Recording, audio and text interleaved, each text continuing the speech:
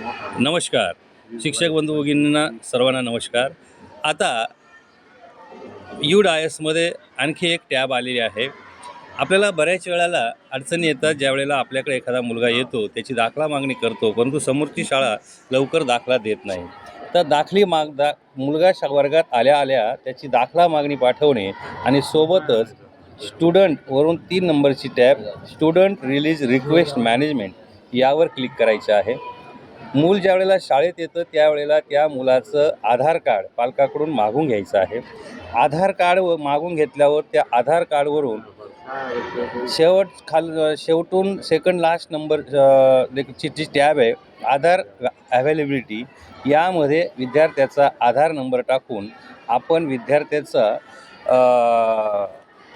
Pen ID मिळवू शकतो. उदाहरणार्थ ही अनन्या नावाची मुलगी आहे, तिचा आधार नंबर आहे 2024 4854 53 आणि या ठिकाणी गो म्हटल्यानंतर त्या विद्यार्थिनीचं कोणत्या शाळेमध्ये आहे तर ती कंकलेश्वर बीड या शाळेमध्ये आहे.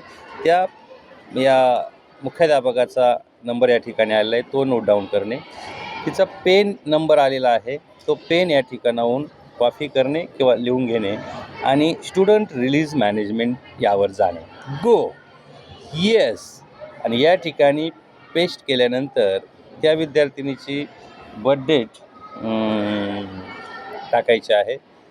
बर्थडेट टाकल्यानंतर तिची बर्थडेट आहे 02/12/2018. ओके, या ठिकाणी तिचं ओपन होतं पूर्ण डिटेल. त्यानंतर रिक्वेस्टमध्ये आपल्या शाळेमध्ये दाखल झाली, उदाहरणार्थ आज दाखल झाली 06/10/2025 आणि रिमार्क या ठिकाणी रिक्वेस्ट आहे, please release the student from the school रेकॉर्डमधून रिलीज करा.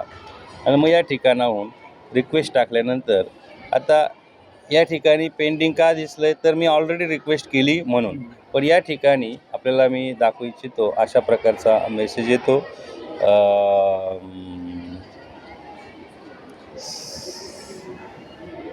तर अशा प्रकारचा मेसेज येतो सक्सेसफुलचा.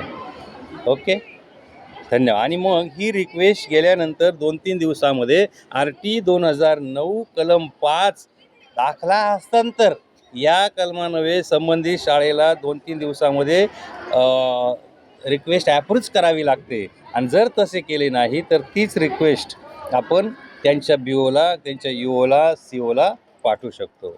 धन्यवाद.